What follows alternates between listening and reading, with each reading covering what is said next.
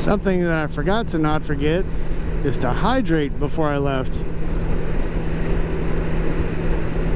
That's what plans are for. To break.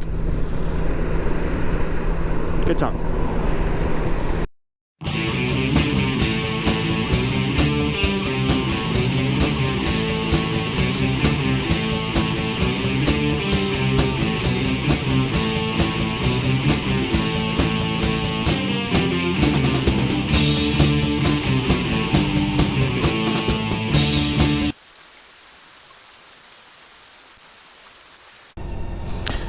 I guess I should have got a thinner pair of gloves too, but I'm probably going to need these once we get on the highway.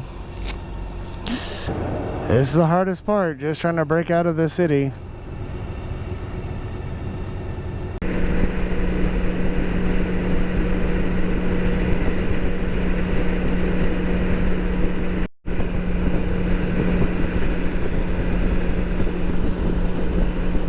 You ever wonder what happens to kudzu in the winter? That's it. Nice church. I gotta get by this guy before I get to the top of this bridge and catch more wind. 57 degrees now. We're getting there. Look at that river. Birmingham, this way.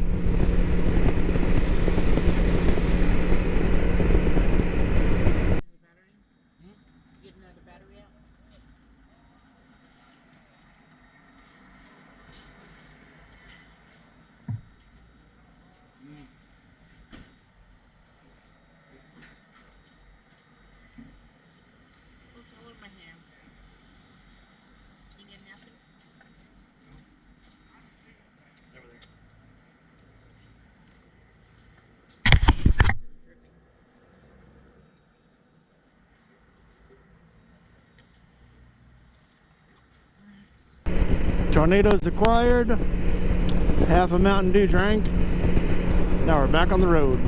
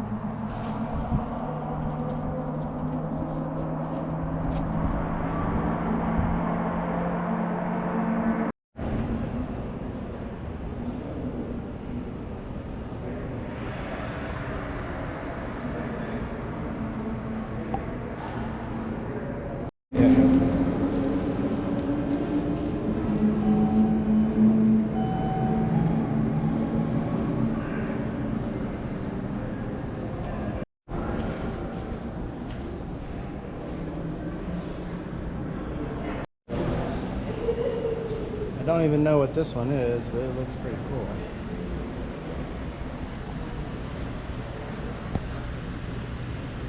Look at that engine. That is a serious engine. I remember these from the 90s. These were going to be all the rage. Guess it didn't happen.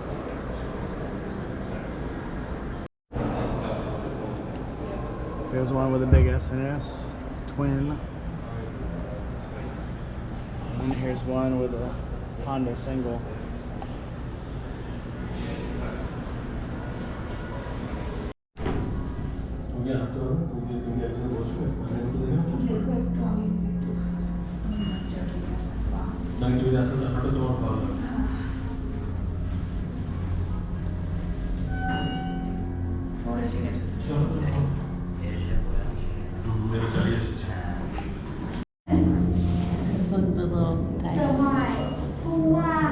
The Interceptors. I wanted one of those. Please went up there. I wanted an Interceptor when I was in high school. Mom.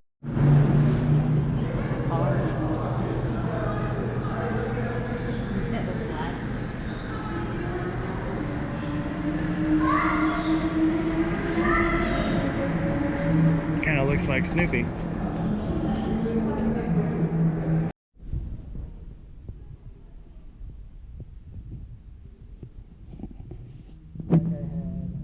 I had a 1989.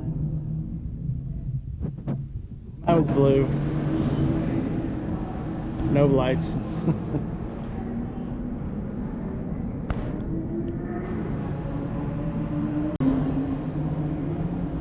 Here's something you don't see every day. Gull wing. That's a police bike.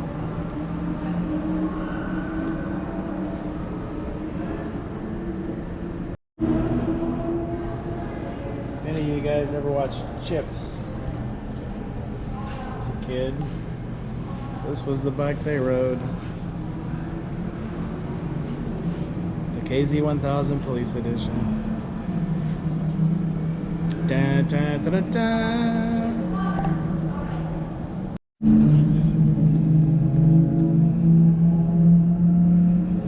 Seem like they've got a couple of Miatas and some Nissans in there too.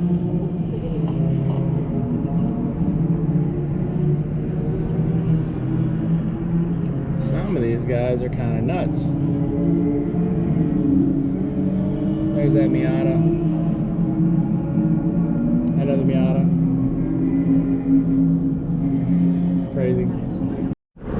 I'm not sure how this thing made it into the museum, but there's a Grom here in the museum. Maybe it's to compare it to this one, which obviously looks cooler. And ladies and gentlemen, the most ridiculous bike in the museum, a Nissan.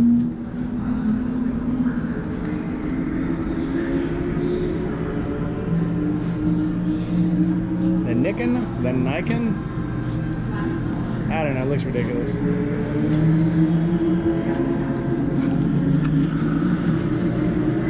Looks like something you'd use for planting corn.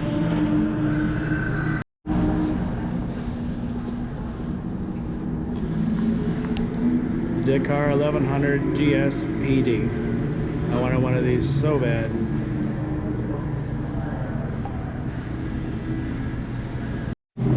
Okay. Had his top 5.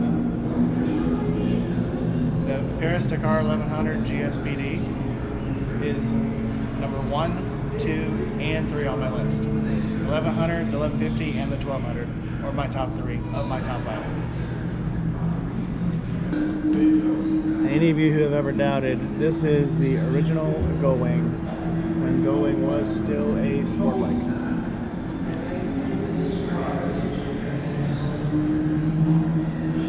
This is gorgeous.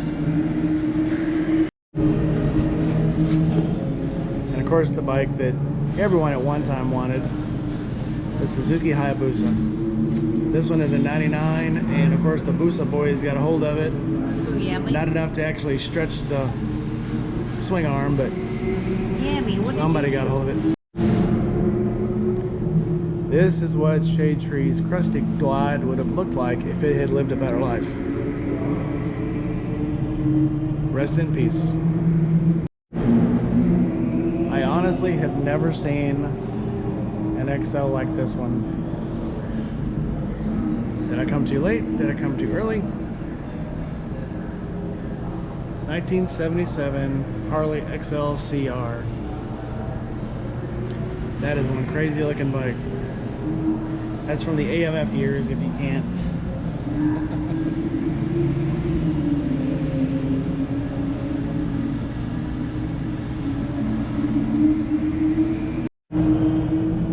So this was the first Sportster introduced in 1977.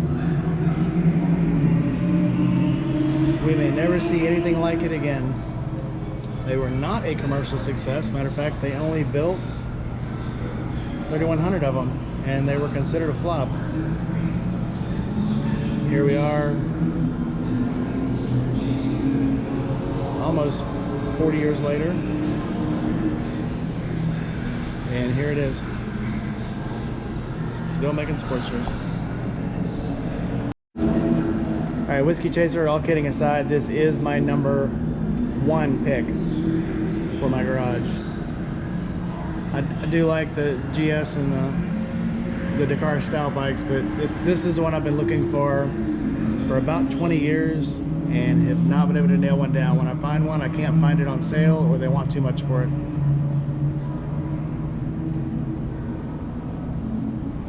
This is the James Bond edition R1200. This is the CA style. Always wanted this bike.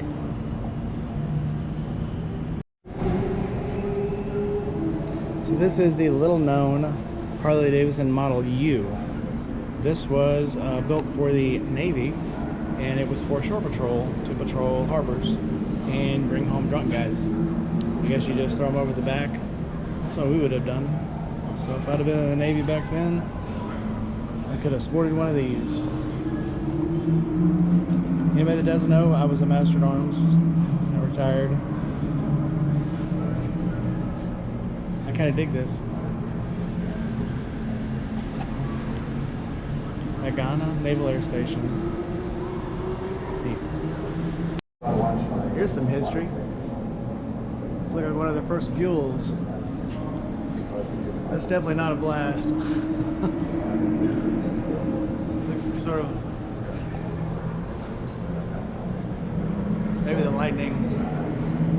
Too neat. So here's a very early edition Buell Sportster, the Buell Sportster.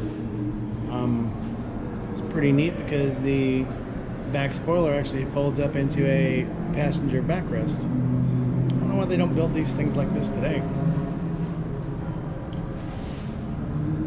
Evolution engine. I guess we never go far.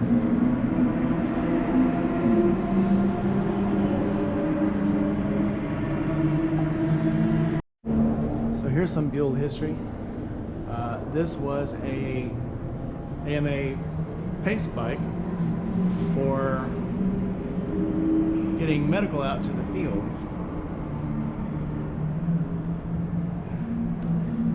Throw a doctor on the back and zip him out to the field really quick. Pretty neat. So this bike, I thought this was the same one that was in the AMA Museum in Ohio, but it is not. They actually made 10 of these, and this is number 8 of the 10. I'll have to go back through my pictures from Ohio and figure out which one we saw in Ohio. So this is a Wankel. This is actually a rotary engine motorcycle. This was supposed to be the wave of the future, but the engine, I guess they just couldn't get it to perform right. And I guess nobody wanted to ride something called the Wankel. But supposedly they were really cool bikes. Just couldn't get the engine to catch on.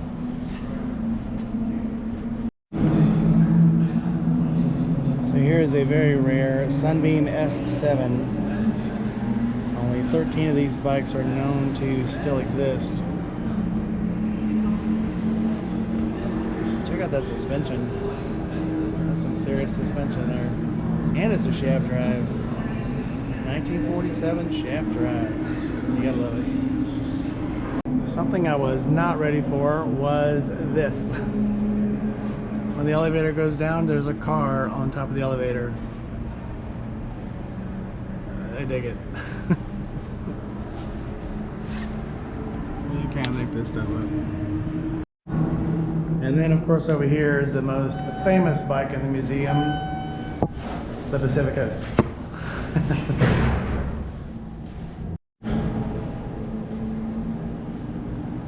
So you can't miss these bikes. This is Indians and Harleys, and looks like maybe a Triumph over there,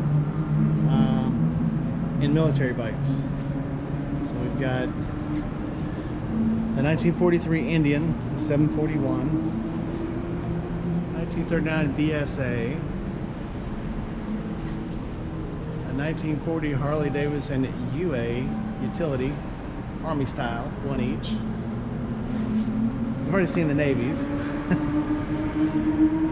then the 1943 WLC, the most popular bike, I think. That's a Zundap KS750 with looks like a 30mm on it.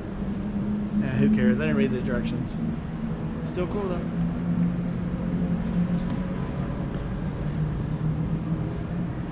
And this is the 1999 MT500. Rotax engine. Harley with a parallel. Can you believe it?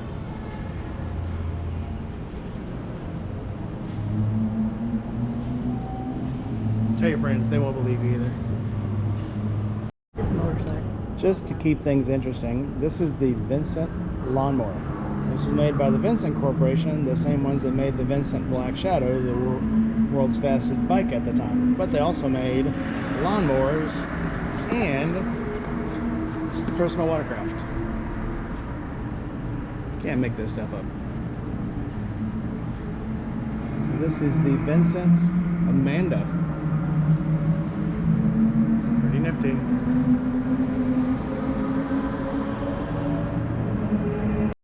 Gotta get that thing. Okay, so not even kidding, if you do make it out here, plan at least 4 or 5 hours. We were here for an hour and a half. We probably didn't even see half the things that were here, and it's closing time now, so we gotta go. So, we're done here. Mission accomplished, sort of. We got to see a lot of things. So, we're gonna get to our hotel now, and I'll see you later tonight when we go to dinner. Ta.